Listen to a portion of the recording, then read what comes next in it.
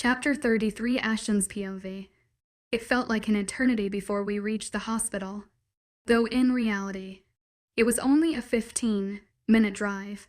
The weight of the secret I carried that our sister Mel was currently in surgery pressed heavily on my chest. I hadn't told anyone where we were going, not even Maze. The thought of sharing this information terrified me. If anything happened to Mel, our family would crumble. We'd all retreat into our own grief, unable to face the pain of losing her.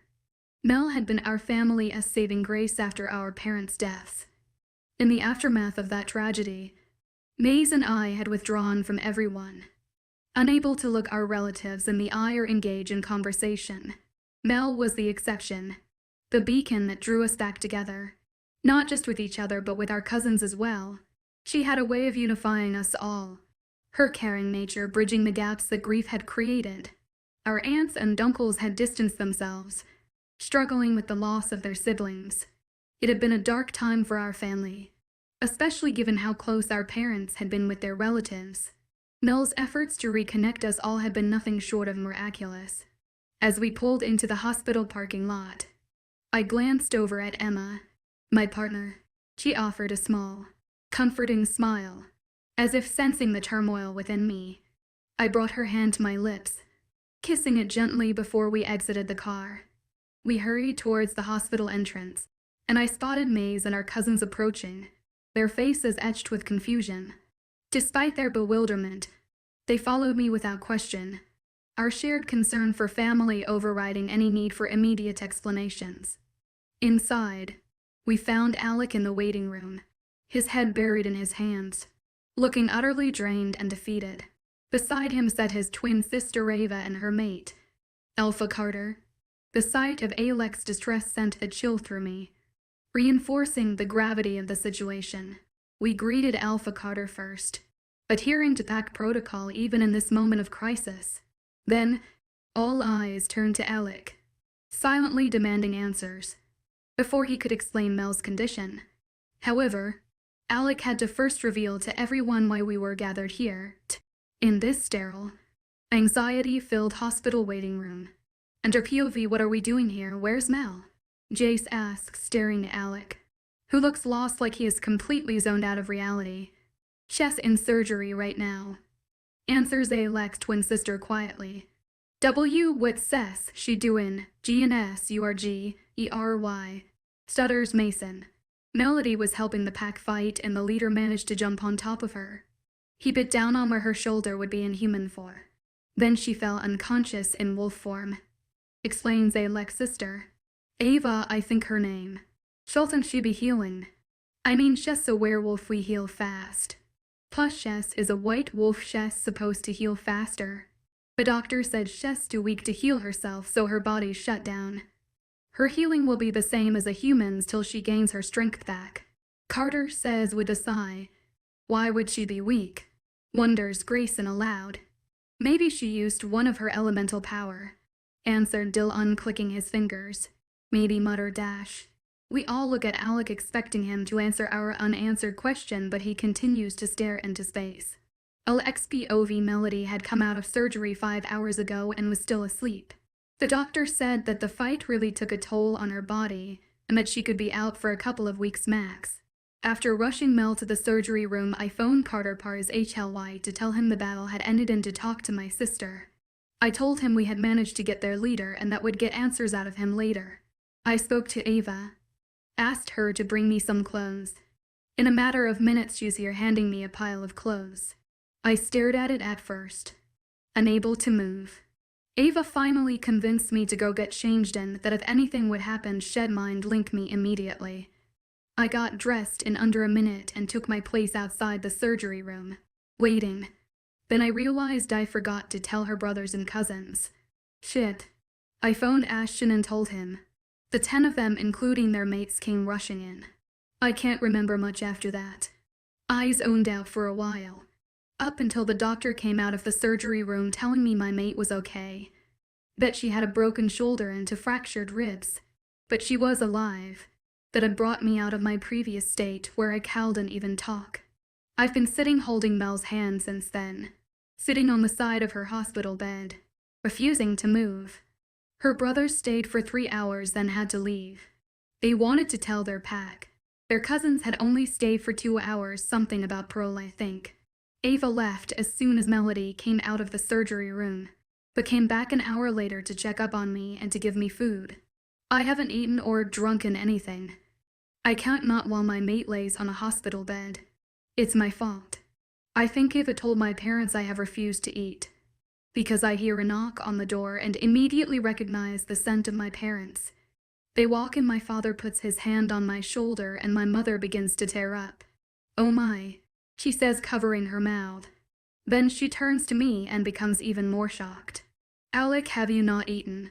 she says softly but sternly. I shake my head, my throat too dry to want to try and speak. She bends down in front of me.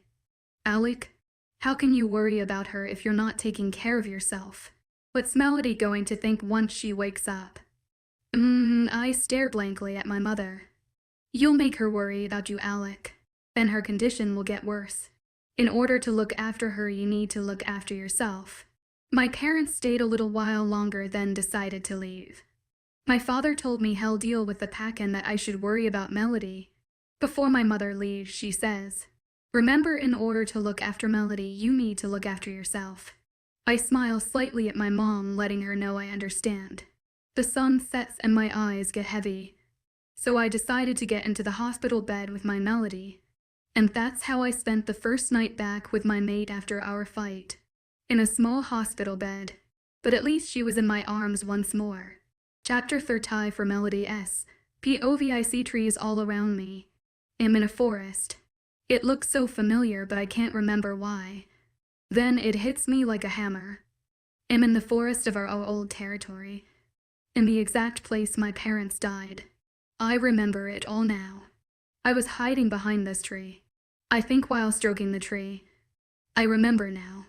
How could I have forgotten? With both my hands on the tree, a loud sob escapes my mouth. And I sound the tree crying. Tears streaming down my face. It's my fault they died. I'm the reason they're dead. I sob louder, feeling so alone. I probably look like a total mess right now. "Why is my little girl crying?" asks a familiar voice I haven't heard in years. I immediately wipe me tears away with the palm of my hands and look up. Then I see my daddy standing leaning against a tree. I quickly stand up and run into his arms. I sob and he tries to calm me down. Then I feel someone hug me behind my back. I turn around and hug her too. We share a group hug. Then I pull out of my parents' embrace. More tears spreading down my cheeks and my throat gets really dry. I feel it closing, making it seem impossible to talk. "Oh honey," my mom says, wiping my tears-stained cheeks. I pull her into another hug. I haven't felt this close to my mommy in years. I hug her tightly, afraid she'll fade away if I don't. I catch her by surprise, but she wraps her arms around me regardless. "Melody, we need to talk. Your mother and I have to talk to you." I slowly let go of my mom and turn to my dad, nodding.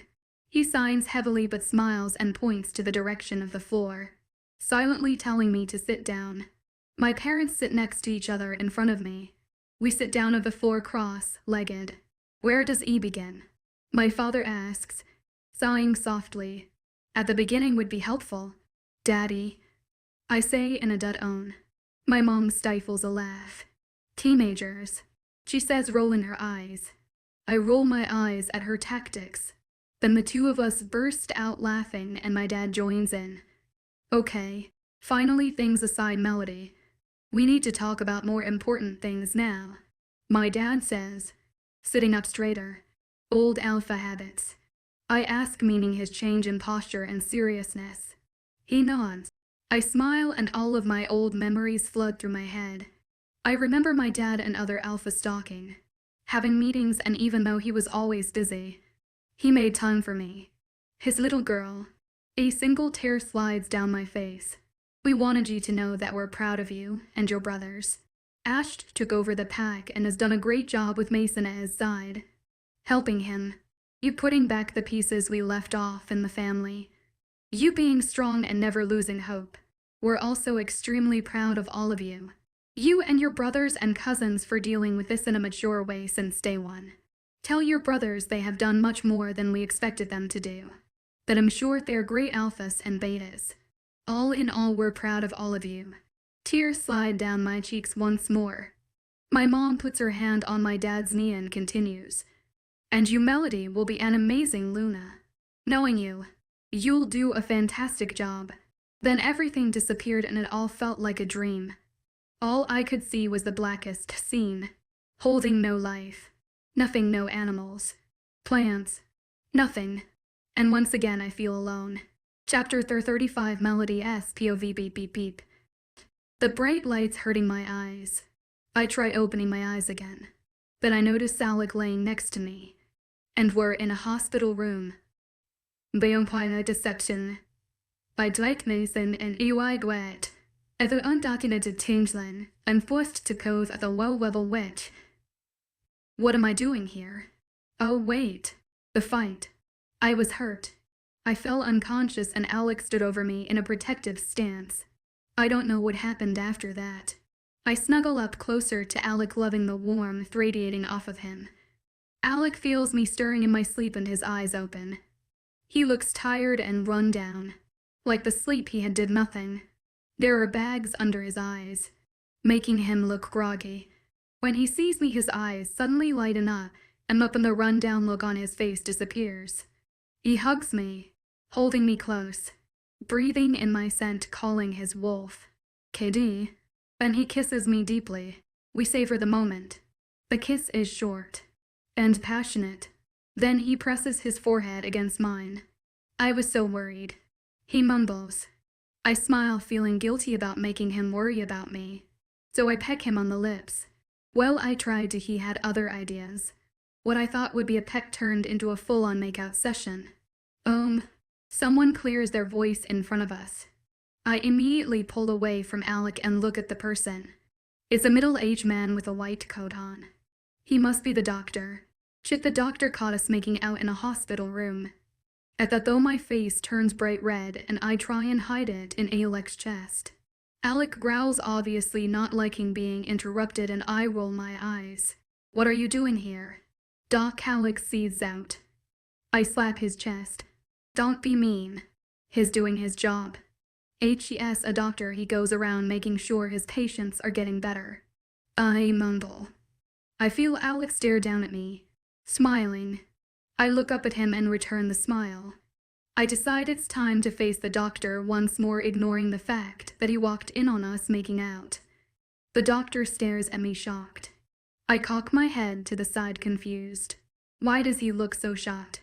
Alec notices my confusion. No one ever talks to me like that. Oh, makes sense. I say, smiling innocently. Alec ignores my comment and turns to the doctor, not before readjusting the way we both lay on the bed. He lifts me up and sits to the back so that his back is near the wall and puts me in between his legs. I lean against his chest, finding this a comfortable position. I sigh. What's up, doc? I giggle slightly. What's funny? Love. That just reminded me of Bugs Bunny. Alec shakes his head, clearly amused by my childish behavior. He turns back to the doctor with raised eyebrows. Well, Alpha. Luna. Please call me Mel. I'm not officially the Luna yet. I say, smiling. The doctor turns to Alec, who nods, saying it's okay to call me that. Okay. Alpha and Ms. Mel, I have no particularly good or bad news. Mel, you have a broken shoulder and 2 fractured ribs. The bite mark had healed while you were in surgery, but it appears that your shoulder and ribs are taking longer to heal. And we have no idea why. The doctor says, scratching his head. I know why I'm taking longer to heal, doctor. I drag the sentence out, not knowing the doctor's name. Wilson, he says, bowing his head. I smile. Dr. Wilson, the reason for that is because I'm a white wolf. Yes, I'm aware of that, but Shulton, you be healing faster then. If I was an ordinary white wolf, yes. But because I'm not, my healing will take about as long as it would if I was human. I don't understand, Luna, says a confused doctor with crinkled eyebrows. Alec also looks confused. I almost feel tempted to laugh.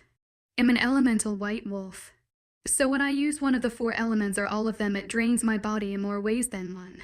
If after using them I get injured, I heal a lot slower due to the fact the use of my elemental powers are taking toll on my body. Oh, both the doctor and my mate say in unison. Well, Luna, I mean Mel, you only need to stay here for one more night just so we can observe you. And tomorrow morning you can go home. He'll send a nurse later to check your vitals. Before he walks off, he says, before I forget, I'm afraid you'll have to wear that sling for about 6 weeks. Okay. Thank you, Dr. Wilson. I smile politely and Alec shoos him out. Before he exists, he bows his head slightly in respect towards his alpha. I stare at my arm. It's completely covered. Ugh, all because I thought I was strong enough to help the pack. I think Alec noticed my throwing at my arm because he used his hand to bring my face up, so that I was looking directly at him. It doesn't tint your beautiful heart, nor does it make you any less perfect in my eyes, he says, kissing the palm of my hands. I smile. Then he gets a mischievous glint in his eyes. Alec starts kissing me down my jaw, making his way to my neck. He kisses my mark and an endless amount of sparks fly through my body. He begins trailing his kisses up my neck and back to my face. Then he kisses my lips. I break the kiss not only for air but because I realized my brothers and cousins must be worried sick. I wonder if they know in the hospital. If they know I'm okay, what am I going to tell them? Oh, moon goddess, help me. Alec sees and senses my tenseness. He puts his big hand on either sides of my face and asks what's wrong. Before I answer, I feel the blood drain my face, making me feel weak. I start getting dizzy. Alec, I feel lightheaded. Shit. Now close your eyes and focus on my voice.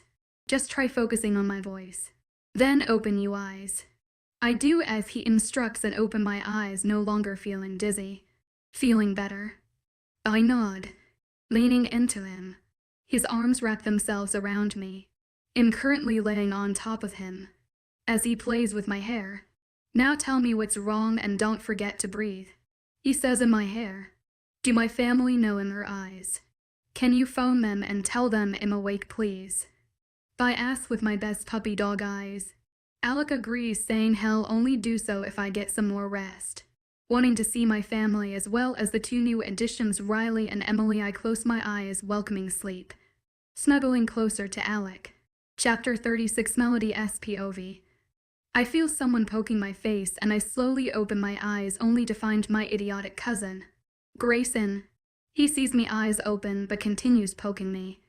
I swat his head away from my face. I attempt to sit down. She's alive. He screams. Everyone in the room jumps. Remember, I said I attempted to sit up. Keyword attempted. I failed. As I brought my body up, the right side of my body started painting, and I started whimpering. Alec was at my side immediately, helping me, bombarding me with 1,000 questions. Are you okay? Where does it hurt? Should I get the doctor? Painkillers. Melody, say something. I had to shut him up, so I gave him a peck on the lips before he can take the kiss any further.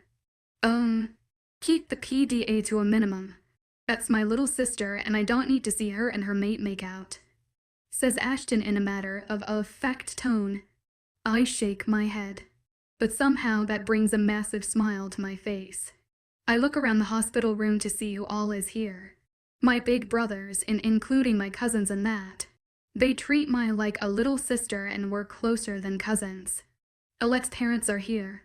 I smile warmly. Ava's here along with her mate. They're 2 guys I don't know, but for some reason they look familiar. Alec sees my confused expression toward the 2 standing in the corner of the room with crossed arms. Matt, Eric, come here. He calls them. They walk closer till they're at the foot of the hospital bed. Mel, this is Matt, my beta and best friend. Eric, my third and my other best friend. You might have seen them around school. I nod and smile. They bow their heads slightly in respect. Luna, they both sang in a friendly manner. Can you please call me Mel or Melody? I'm technically not the Luna just yet. They not understand lie. Then Alec's mother. Claire asks me how I'm feeling. I'm okay. I still feel a bit weak but am slowly regaining my strength. Ava walks up to me and hugs me. I'm glad you're okay. My parents, my mate and I have to get going. I'm really sorry I can't stay for longer, she says, her face dropping. Don't worry about it. We'll talk later or whenever. I feel like we haven't spoken in ages. She laughs, lighting up Carter's face. Carter shakes Alec's hand and smiles at me. His parents say goodbye, and at that point it hits me. Boys, I say, referring to my brothers as Alec closes the room door. This catches every owner's attention. Alec pulls a chair next to my bed. What's wrong, Mel? Ask a worried Maze. A single tear slides down my face. When I was out cold after the surgery, I had a dream. About Mom and Dad. Ask Jace. You haven't heard of them in years, Melody. Says Dylan. What did they say? Ask Chase. Where were you? During the dream. Asks Liam. They begin bombarding me with more and more questions. I started fanning myself with my hands. I get dizzy. I feel like I'm floating. Everything gets blur-why. They immediately shut up because they know something's wrong. Mel breathe in and out slowly. Like him doing. Says Hunter calmly as the rest of them begin panicking. I do as he instructs. Alec leave a soft, lingering kiss on my forehead once IBE calmed down a little. My breathing is still out. Mel, sing a song that always helps you calm down. Says Austin quietly. Everybody gets high sometimes. You know. What else can we do when we're feeling low? So take a deep breath and let it go. You shouldn't be drowning on your own. I sing a verse from Cold Water by Justin Bieber. After that, my hand goes to my throat. It feels dry and hurts. It happens often after I don't sing for a long time. Alec pours me a glass of water and I gulp it down. He watches my every move. I sigh, I'm probably going to need to explain this now. Because I'm a white wolf, I have certain powers other wolves don't have. The eye-changing thing Ash Maze and I have. My elemental powers. They're only some of the things I can do. What else can you do? Asks Matt curiously. Well, ever since my parents have died, I've been able to talk to them through dreams. But only when they want to talk to me. I can't fall asleep thinking of them then having them talk to me. It's not something I can control. I've never heard of that. Mumbles Eric. You wouldn't have. Werewolf books only have vague descriptions of white wolves. But the clue in the description is something along the lines of these extraordinary wolves might have powers the rest of us can't imagine having, says Ash. He nods and looks as if he was thinking back. Back to Mom and Dad, Mel. What did they say? So I told them everything my parents had told me, trying hard to forget a single detail. I told them about Mom and Dad being proud of all 11 of us. Then the door burst open, and in came a very distressed Chris. His eyes met mine. Then they lit up and he ran to me, pulling me into a hug. Normally I would laugh, but HES actually hurting me. I don't say anything. Would I be miss my best friend? A loud menacing growl escapes Alec's mouth. He pulls Chris away from me. You're hurting her, he says through clenched teeth. I grab a hold of his hand and try and calm him down. Alec, I'm okay. What's he doing here? He asks my brothers. HES her best friend, so we felt the need to tell him. Since he's been like her bodyguard and big brother when we weren't around. Explains Ash in a bored tone. Why does your best friend need to be a guy? Alec asks, turning to face me. I, heavily. I really hope we don't start arguing again. He's my best friend, Alec. Whether you like it or not. I'm not changing that for you. So I suggest you to learn to get along. You'll be seeing a lot more of each other. I say smugly. Fine. They both mutter. 2 weeks later, yay. I finally get to leave the hospital. I say, doing a happy dance on the hospital bed. The doctor finally discharged me, telling me to be careful around the house and that I should probably be on bed rest for another week or so depending on how I feel. I agree I won't need to sleep in the small hospital bed, Alec says, packing all our belongings. No one told you to sleep here, I say in a sing-song voice. I was going to leave you here, he says, picking me up bridal style, with the bags in his hands. Alec, I can walk. No way. Doctor said you should be on bed rest for another week, which means no physical anything for you. No waking nothing. I sigh, giving in, knowing HES probably just as stubborn as I am. We can finally go back home. I think before being put down in the BMW I ate. It's going to be seen long week. Chapter 37 Melody SPOV 1 month later. I feel someone kiss my cheek softly. I grumble in response with closed eyes, enjoying my last bits of sleep. Wake up, love, whispers Alec in my ear in his sexy morning voice. He kisses my temples, then hops out of bed. With no effort whatsoever. I sit up and rub my sleepy eyes. I look around our room and smile. Yes, our room. After me being in hospital, Alec became more overprotective. He fixed up his room and it turned into our room so that he could keep an eye on me. He was suddenly in most of my classes. If you was in one Eric or met were. Over the last month, Chris and Alec have come to some sort of agreement. They're not friends, but as long as they both make sure I don't get hurt, they're good. After coming home, Chris gave Alec the talk about ever hurting me. For once I actually saw him scared, and it was because of my best friend. Love, we need to go shopping. Alec says, bringing me back to reality. Why? I ask with a creased brow. He stands in front of me, bites his lip, and uses his thumb to rub the creases away. Because today you finally become the Luna of the Silver Moon Pack, he says, smirking. I jump up from excitement. What? I squeal. You heard me. Now get that cute butt of yours moving, there's still a lot to do. Alec says, putting on a shirt. I stare at his ABS. Ugh, why does he have such a good body? I think I started drooling. I wipe it away before he sees. But I was too late. He started smirking. I held my head high and walked over to our closet to get some clothes and went into the bathroom. Locking the door, of course. My turn to smirk. I do my normal morning routine. I shower, brush my teeth. All in all, I get ready for the long day ahead of me.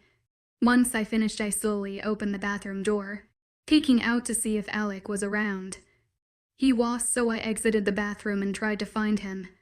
I walked around the house, then the smell of pancakes caught my attention. So I followed the smell, which led me to the kitchen. Guess who was standing behind the stove? Shirtless, making pancakes. You guessed right, my mate. Alec. He hasn't noticed me yet, so I hug him from behind, wrapping my arms around his torso. My body ignites with sparks. He spins around and picks me up. My arms move from his torso to his neck and my legs wrap themselves around his waist. I put my head in the crook of his neck and he puts me by the kitchen counter, so that I'm sitting on it. We stay there for who knows how long, just in each other's arms. Someone clears their throat behind us. Ava. I pull away from Alec, embrace and walk over to Ava, engulfing her into a hug. Ava, the two of us hug, then she goes on to making herself some coffee. The two of us have grown close in the past month. Jess, most definitely my best friend, girl best friend. No one can take Chris' place as my best friend though. Alec places a plate with 2 pancakes in front of me. The pancakes have berries and chocolate sauce on them. He gives me 2 and himself like 5. So when are we leaving for the mall? I ask Alec. Wait, why are you going to the mall? Asks Ava before Alec could respond to me. Because today Mel finally takes up the role as Luna, and she needs a dress for the ceremony. Nope, she says, shaking her head. We both give her a confused look. There's no way you're going shopping with her. They'll take her. Then you can be surprised on what Jess wearing. I had to say I agreed with Ava. So the two of us put on doggy faces and managed to convince Alec to let us go. The mall was quite busy. Ava and then in at least 5 shops, and IVE found nothing. Just then Ava saw another dress shop and dragged me in and searched the rails. Whatever she liked she threw my way, then ushered me to a changing room. I tried them on, then showed her, and this went on. She was never satisfied with them, and frankly neither was I. I had one more dress in the pile she had given me. It was a white dress with a floral print. It had a sweetheart neckline and a gold belt. I honestly fell in love with it when I saw it. I quickly tried it on and walked out of the changing room. Ava was staring at her phone. She almost fell out of her chair when she saw me. So she forced me to take that dress. Well, not exactly forced, since I loved it dress and it fitted like a glove. Plus I was the one paying, which was a plus. Alec was the one paying since Ava made him give her his credit card. It didn't take us a long time to find a matching pair of shoes and accessories. After that, we were on our way home again. When we got home, I didn't even greet Alec or anyone else in the house because Ava had pushed me upstairs. She pushed me into her room to sit down and wait. She fetched all of my necessities in my room, told me to take a shower, then did my hair and makeup. She wouldn't even let me look in the mirror until she was done. Wow, I say, staring at my reflection. Ava had definitely outdone herself. My eyelids were painted in different shades of pink. I put on the dress with my shoes and all the accessories. Then Ava and I walked downstairs with linked arms. We walked into the backyard, which was buzzing with people. Alec was talking to my brothers, and when he caught sight of me, he stood there dumbstruck, with his mouth open and his hands in his pockets. He shook his head and walked over to me, hugged me, and told me how beautiful I looked. My brothers and cousins came to hug me. Everyone chatted and socialized for about an hour before Alec went into the makeshift stage. Alec clears his throat and all the chatting, mumbling and giggling stops. Everyone turns their attention toward their alpha. As you all know, I found my mate quite a while ago, but with everything that had happened, I haven't been able to introduce you to her properly. I've told about her and her unique wolf, but today my mate will officially become your Luna. She deserves even more respect than I do. So I'd like to call my mate and your new Luna to the stage, Alec says, ending his speech looking directly at me. I blush and walk towards the stage. As I approach the stairs, Alec lends me his hand and helps me up. One sim on the stage, we complete the Luna ceremony, and I officially became the Luna of the Silver Moon Pack. Alec and I share a hug, and he discreetly puts something on my finger, but I hadn't had a chance to look at it, as we were approached by an old couple who introduced themselves to me. When we had finished the conversation, Alec and I walked to the refreshment stable. I finally had a chance to see what was on my finger. I gasped when I saw it. It was a ring. I looked up at Alec with a confused look. What's this for? He smiles brightly and kisses my forehead. It's a promise ring. A promise that one day you'll be my wife and we'll have a family together. A promise that'll always protect you, and a promise that'll always treat you the way you should be treated. Not like a princess, but like a queen. My queen. I probably had the stupidest smile on my face. I jumped into his arms, he whispered in my ear. And it's shaped like an infinity to show that my love for you is infinite. Chapter 30, Alex POV. 5 months later, Mel. I call from the bathroom. What? She grumbles. She's been really stressed recently.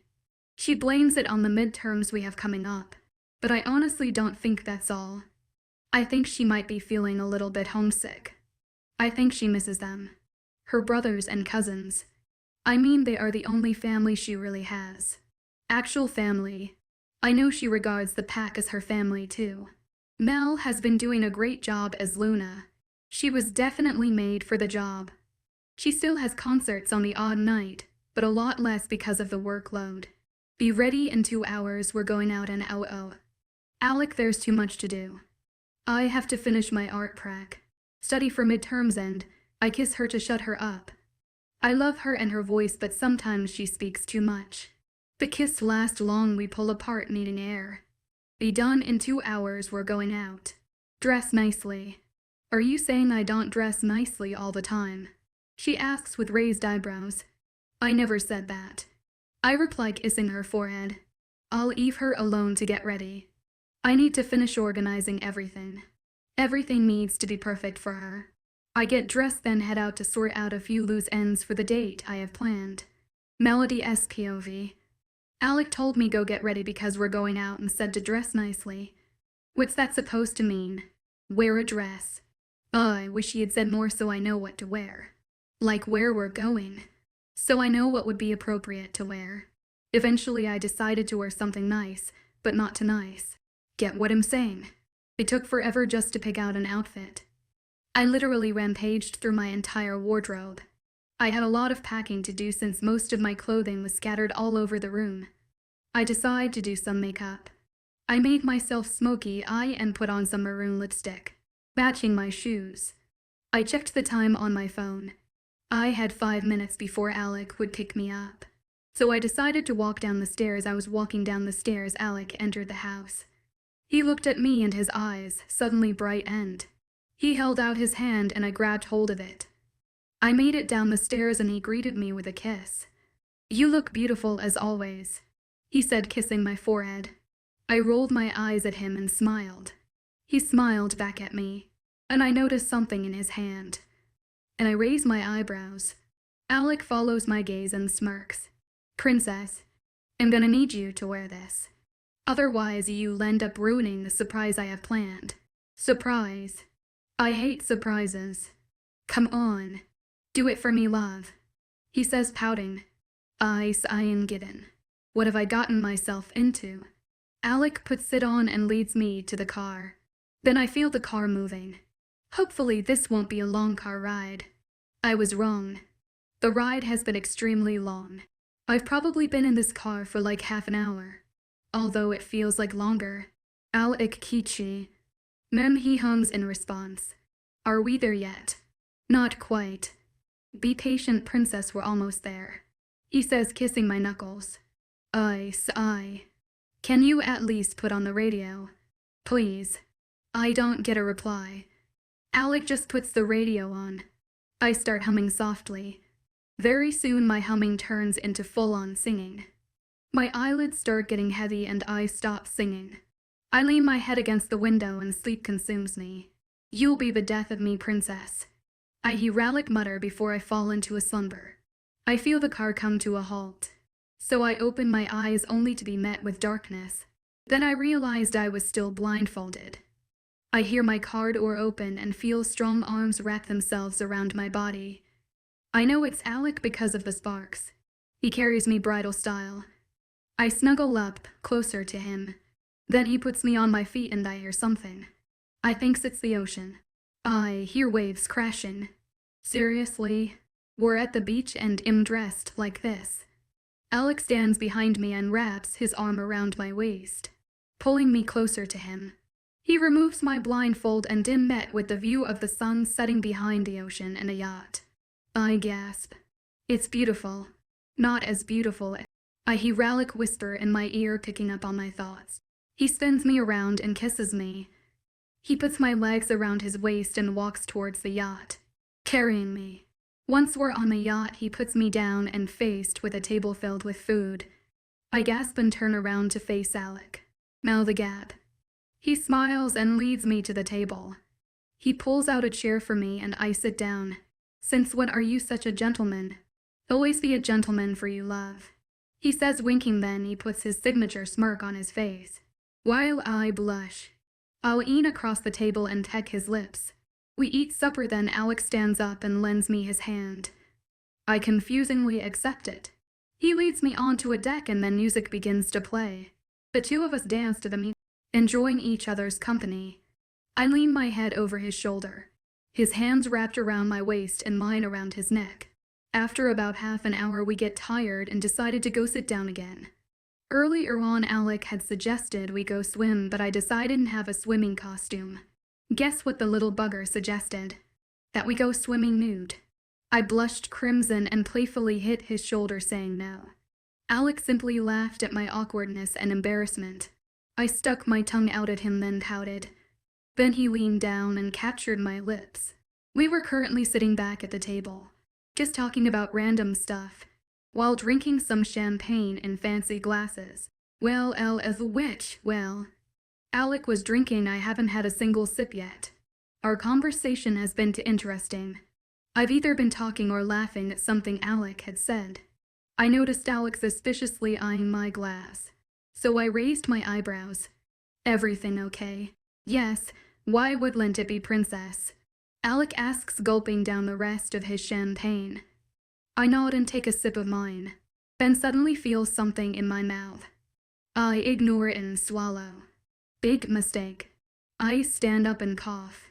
I cough and cough, trying to get whatever's in my throat out.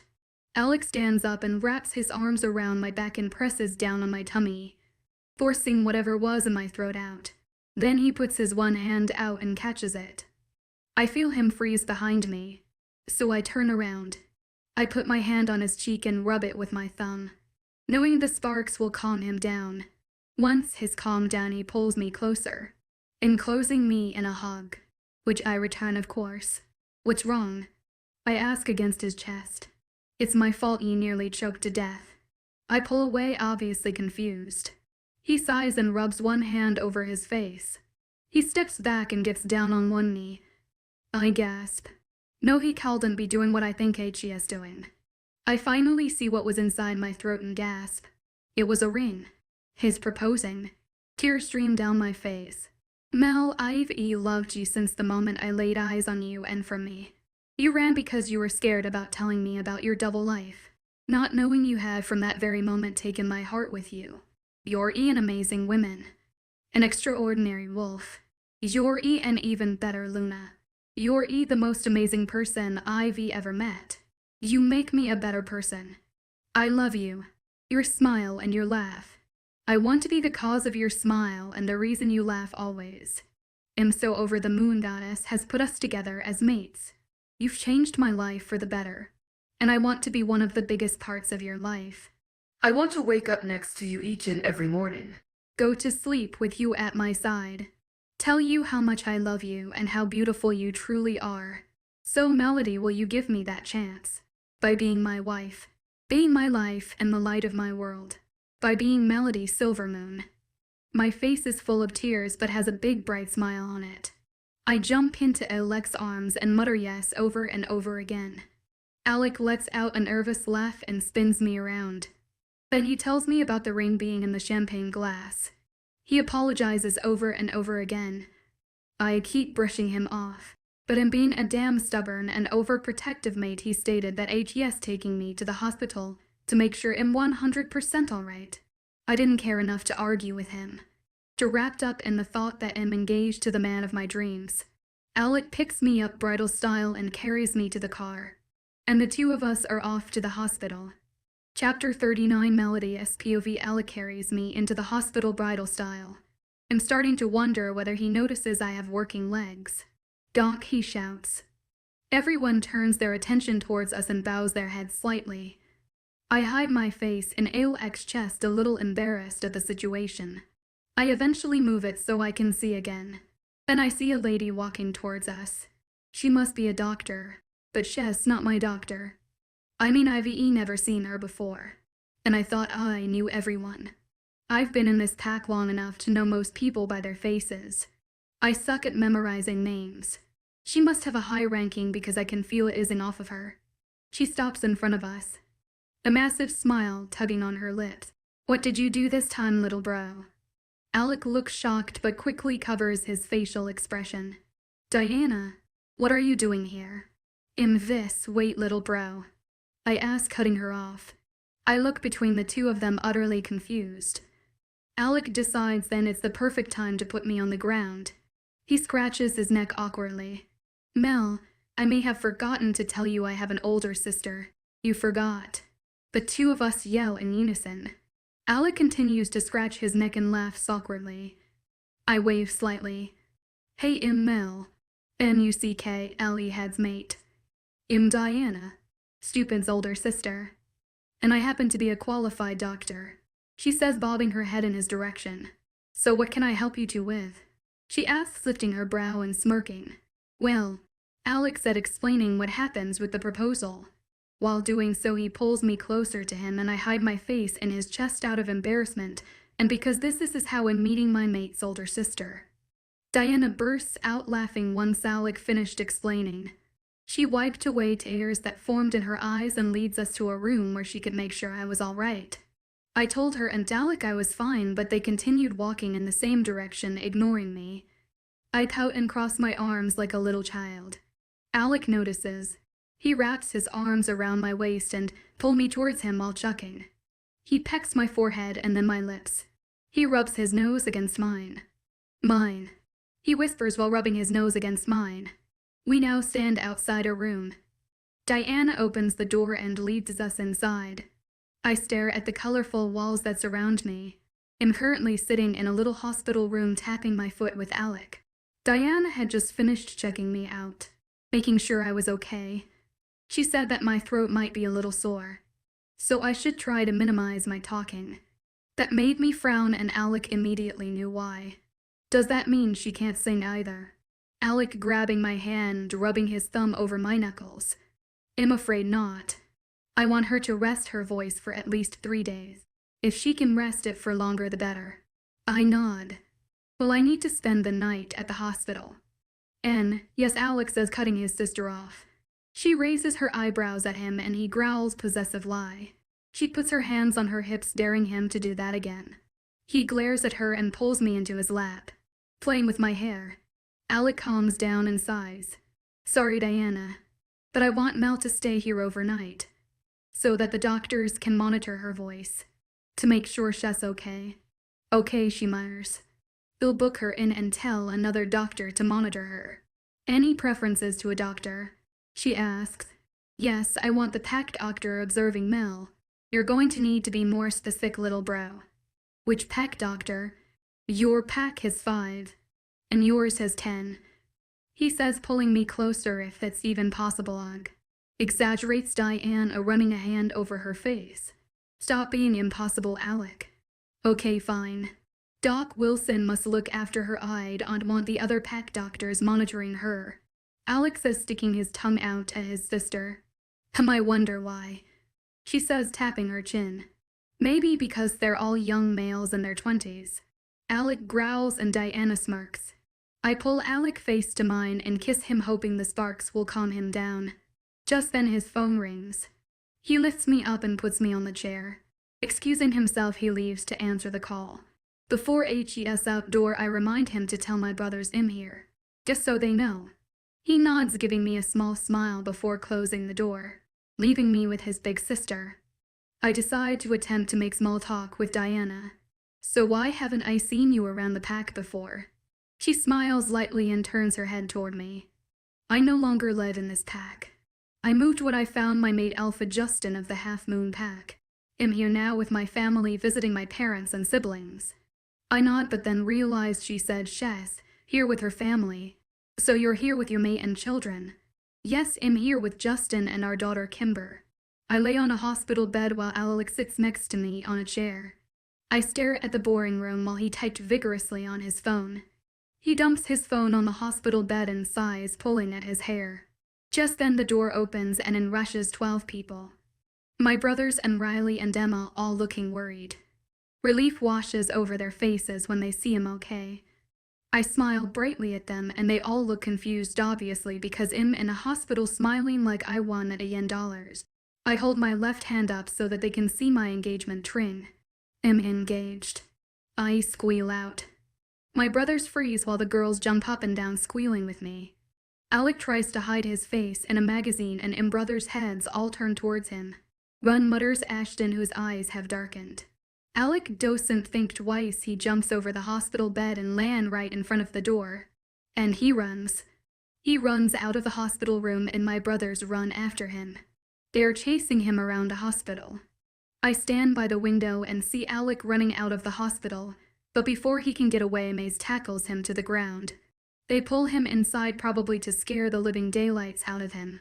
I chuckle and the girls and I chat about wedding arrangements. Chapter 40, Alec's POV. 3 months later, Reist, and in front of a mirror attempting to put on a tie. It's not going too well. I sigh in frustration and threw the tie onto the floor. Mel giggles as she walls out of our bathroom, obviously having front row seats to my mini tantrum. I pout and she rolls her eyes. She walks over to the tie and bends down, picking it up. I frustratedly drag my hands over my face while taking a seat on our bed. Mel comes to stand in between my legs with the tie in her hand. She bites her lip as she puts the tie around my neck. I watch her tentatively as she quickly moves her hands, knotting the tie perfectly. After only one try, just as she's about to walk away, I stand up and grab her waist, pulling her into my embrace. I stick my head into her neck, nuzzling it. Slowly, she wraps her hands around my torso. I trail kisses along her jaw, making my way to her neck. Once I get to her neck, I kiss my mark. She tightens her hold around my torso and moans. Alec, stop, she whispers. I let out a sigh, wanting to continue, but stopping because I know she wants to get to school on time. Today we finally graduate from high school. All that stressing Mel did a while ago kind of paid off, since she got the mark she wanted. Guess what, my mate has a 90% average. I'm so proud of her. I pull her in for another hug, missing having her in my arms. When I pull away, I grab her left hand and plant kisses all over it, making her giggle, which makes me smile. I see the ring I gave her on her finger and my smile brightens. All I can think about is the fact that in a little less than a year she'll be my wife. I also can't stop thinking about what her brothers did to me when they found out we were engaged. I cringe at the thought. Flashback. I ran toward the exit of the hospital, hoping that none of her brothers would catch me.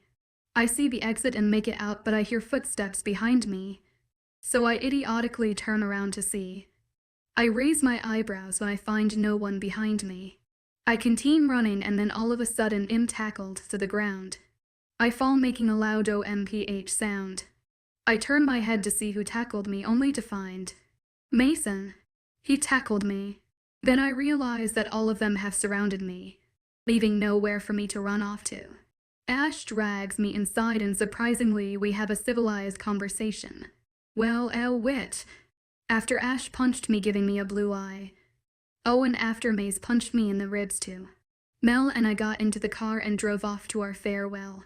A smile makes its way onto my face because we'll be seeing Ada again. And Diana and my niece along with Dismate are still here, so we'll see each other. Ava moved in with Carter about 3 months ago. I know I complained about my win, but Jess still might when I still miss her. I miss annoying the hell out of her mainly. As soon as we got to the school, like Wiki got out of the car and made my way to Melody's door. I open it and give her my hand, helping her out of the car. Before we left the house, we had to put on those cloak thingsy that people wear when they graduate, as well as that wear a hat thing. And let me tell you, she looks adorable in hers. Our school made us wear blue ones. Some crap about it being school COLURS or something. The two of us made our way to the field, since that's where the ceremony would be. The teachers said we had to make good use of the sunny weather. Mel and I go our separate ways, trying to find our seats. I easily find mine because it was next to Ava's. I hug her and the two of us chat just before the ceremony begins. I asked about her new pack and about how her mate was treating her. She said that everyone has been very welcoming and that on Saturday it will be her Luna ceremony. She invited Mel and I, Diane and her little family, and of course our parents. When Dad found out she was moving in with her mate, he was more protective than he was with Diana. He blames it on fact that she's his little girl, the one that was supposed that to leave him. He gave Carter a long lecture on hurting his little girl. He's still pissed that her first mate had enough guts to reject her. Our principal makes her way onto the stage and opens the ceremony. After that, everyone got called up to get their high school diplomas. After I got mine, I waited for Mel to get hers and kissed her. The two of us walked back to our separate seats. The school valet, I see Tori gives a boring speech, which I pay no attention to. I'm too focused on Mel. One of our teachers asked her to sing a song at the ceremony. Although I know she's sang in front of more people before, I can't help but notice how nervous she looks. Our eyes meet, and when they do, she manages to calm down slightly. I smile and give her a thumbs up. She smiles back, giving me a nervous, toothy smile. Once the school valedictorian has finished his very long and very boring speech, he handed the microphone over to Mel. She took it with shaking hands. She closed her eyes and breathed in, calming herself. "You'll do great, princess," I say through our mind link, trying to help her calm down. She nods at the guys in charge of the sound and music, silently telling them to play the track. Now that I think about it, she hasn't told me what she plans on singing. Darling, darling.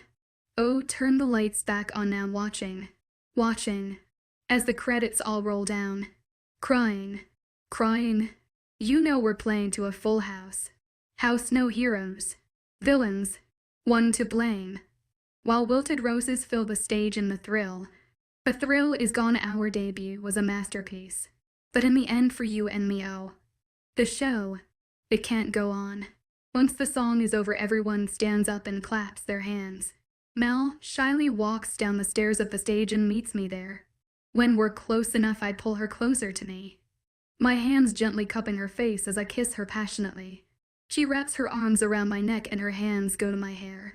She tangles her fingers in my hair. I smirk against her lips, remembering last night. This is our last kiss at this crappy place. Looks like hell's finally over. Epilogue Melody SPOV. So we are going to have to move the wedding forward. By almost a year forward. Why? Because I'm pregnant. You see, the night before Alec and mine's graduation, we might have done the naughty without protection. Which led to now, me finding out I am pregnant almost a week later. Alec made me take a pregnancy test. He said I've been getting mood swings and odd cravings, so he bought pregnancy tests because he had a suspicion.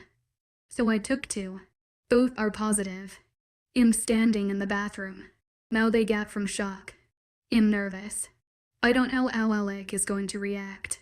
I'm afraid that my brothers will all be disappointed in me. But then Viola decides to butt in. Remember that Ash and Mace both marked and had sex with their mates after a month of being together. So, technically they can't be mad at us. We've known our mate for almost a year. And we won't be pregnant alone. That's right, Emma and Riley are pregnant too. And Riley is not a force to be reckoned with, know that she's pregnant. That girl is scary, and I'm surprised Mace hasn't lost his head yet. Since Em and Riley were both human, they had a lot of explaining to do to their parents, since they met these guys a month ago and were both already pregnant. So Ashton and Mason had to go along with them and tell their parents about the werewolf world. The girls' mothers accepted them as mates, but their fathers not so much. Their fathers were extremely overprotective, especially when they found out their daughters were mated to werewolves. Anyway, like I was saying, I have no idea how I'm going to tell Alec. What if he doesn't want children right now? All of our plans have to change now. Eventually, Viola managed to convince me that he would be thrilled at the thought of being a parent and having an avenant heir to the pack. I nervously walked towards his office. I knocked softly on the door and entered when I heard him say, "Come in." Alec looked angry and Matt and Eric were standing there. They were probably discussing something and I interrupted them. As soon as Alec saw me, his expression softened and he raised his eyebrow, asking me what's wrong. "Alec, I need to talk to you." I say while Matt and Eric quietly exit the office. "What's the matter?" he asks while nodding to the couch in his office. The two of us sit down on the same couch. He turns his body slightly facing me. I fiddle with my fingers trying to think of ways to start this conversation. How do I tell him that Alec gets up from the couch and crouches down in front of me. He gently lifts my chin up so that I'm looking directly at him. "Melody, you know you can tell me anything, right?" I nod. My throat feels like it's closing, making it feel impossible to say anything. Alec nuzzles his head in my neck, breathing in my scent. I try and dig my head deeply into his chest. His scent helps to calm me slightly. "Now tell me what's wrong." "Princess." I sigh. "Okay, here goes nothing. I'm pregnant." I whisper, afraid of my own words. Alec immediately pulls away, so that I'm arm's length away from him. He searches my face, trying to my haze of me lying.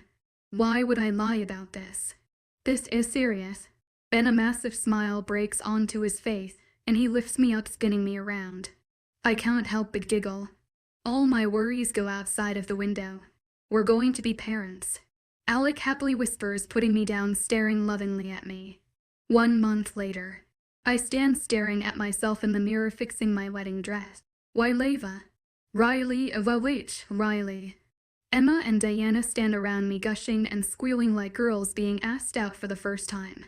While Kimber, Diana's daughter, watched them mouth agape. Okay, so you've guessed. Today's my wedding. We're all trying to get ready for the wedding ceremony. Ava is my maid of honor and Kimber is a flower girl. Kimber looks utterly adorable in her little dress. I could just pull her cheeks. Emma and Riley are not bridesmaids. They're just helping me get done. They were so happy when they found out I was pregnant, going on about how our children will be adorable and how they'll wear similar clothes. My brothers, on the other hand, weren't too impressed. But it's over with now. In just 5 months I will have a little baby in my arms. But first Alec and I need to get married. Alec's best man is actually Chris, as in my best friend Chris. You see, Alec and I made a bet. I won, so Chris had to be best man. Chris had been away in another pack helping train the pack, since he's the best warrior in Ashton's pack, other than my cousins, who refused to travel. Chris came back with his mate, Madison. So Madison is one of my bridesmaids along with my cousin Jamie, who came all the way here for my wedding. I stare at myself once more before hearing someone knock on the door. Ash enters the room and does a double take. Mel, you look beautiful just like Mom. I look down, feeling sad that I'll never share this moment with my parents ever. The girls immediately pull me in for a hug. Not before Ava threatens me about ruining my makeup she spent hours doing. Please don't cry, Auntie Mel. Pretty girls don't cry, they smile. Kimber tells me, giving me a toothy smile. I bend down so that I'm at eye level with her and kiss her forehead and returning a smile. Mel, everyone is waiting for you, Ash says. The two of us hook hands and walk towards the direction of the hall. Since Ash is the eldest, he's handing me over to Alec. Ashton and I stand outside the hall facing the door. Then the music begins to play and the guards open the door for us, and I see Alec, looking sexy as ever, I might add, in a black suit. He sees me and his face lights up. His eyes twinkle with admiration. When we get to where Alec is standing, Ash kisses my forehead, then places my small hand in Alec's large one. Alec doesn't remove his gaze from me for the entire time. The priest says something, but we pay no attention to him. Not until he says, "You two have made your own vows."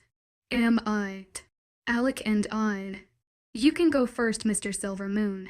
Alec nods. Melody, you are my world, my everything. I can't imagine a life without you in it. I plan on spending the rest of my life trying to make you happy. I always want to be the reason behind your smile, and I want to be the one who makes you laugh. When you are sick, I want to look after you. He puts his hand on my stomach. I want to be the best husband for you and the best father for our unborn pup.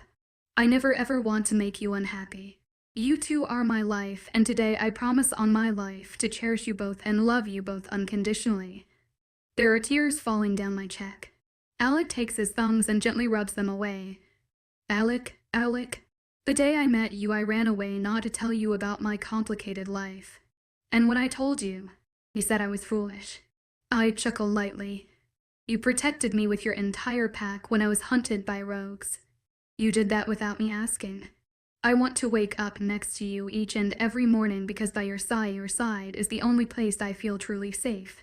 I honestly don't know what type of parents we'll be, but I do know we'll do everything in our power to keep our child safe. I love you, Alec Silvermoon, and I can't wait to steal your surname forever. Multiple AWWWWS are heard in the crowd. You may now kiss the bride, says the priest. Alec wastes no time and wraps his arms around my waist, pulling me closer to him. My arms instantly find his neck and we share a passionate kiss while the crowd applauds us. This is our love story about all the challenges we faced and everything we've been through and possibly what we will go through together. And this is how I became known as the Alpha's famous mate. Thank you for tuning in. If you enjoyed this episode of the story, please give it a like. And don't forget to subscribe to get notifications for updates.